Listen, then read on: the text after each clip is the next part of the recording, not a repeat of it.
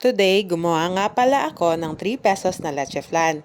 Ito ay request lamang ng aking customer. Siya na ang nag-provide ng microwavable tab, kaya wala na ito sa costing. Ang mga ingredients pala na aking ginagamit sa aking leche flan ay 7 pirasong itlog, 1 can jersey condense, at 410 ml na Angel Evap. Nilalagyan ko rin ito ng vanilla flavor. Ang cup nga pala na binigay ni customer ay 20 ounce. At ang nilagay ko ditong leche flan mixture ay 1 tablespoon.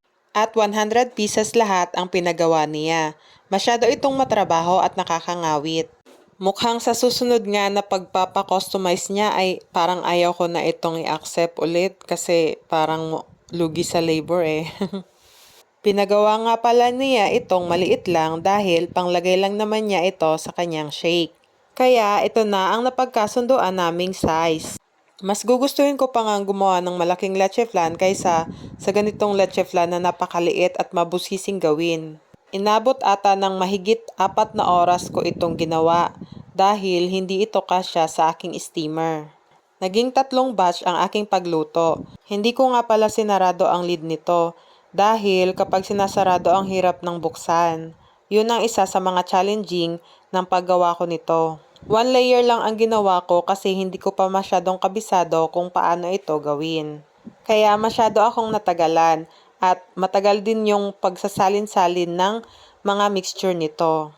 Ayan, habang hinihintay kong maluto ang first batch, nagsalin naman ako ng pang second batch.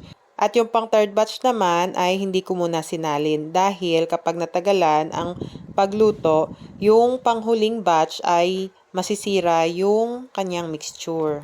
Kapag kasi natagalan ang pagluto, ang nagiging tendency ay parang naghihiwala yung itlog at ang gatas. Kaya kailangan mo muna itong haluin bago ito isalin. Ayan, naluto na ang aking pang first batch at lalagyan ko na ito ng pang arnibal. May naunang batch na pala ng leche flan ang aking ginawa. Yung mga malalaking leche flan na nasa llanera. Kaya kung mapapansin ninyo na meron ng tumigas na asukal dito sa kawali ay meron ng naunang ginawa kong first batch na leche flan na nasa llanera, yung mga malalaki kong size. At kung mapapansin ninyo, mas nauna kong ginawa ang leche flan mixtures kaysa sa arnibal nito. Sugar syrup nga pala ang ilalagay kong arnibal para sa ganong klaseng leche flan. Tinunaw ko muna yung asukal at saka ko ito nilagyan ng tubig. At saka hinalo ko ito ng mabuti. Nilagyan ko nga pala ito ng vanilla flavor. Hinalo-halo ko lang ito hanggang sa matunaw yung namuong asukal. Mas maganda pala ang kulay ng sugar syrup kapag tinunaw mo ang asukal muna. Mas nagiging bright ang pagka-brown nito. Kaso nga lang kapag nilagyan mo ito ng tubig ay mamumuo-muo na naman ito.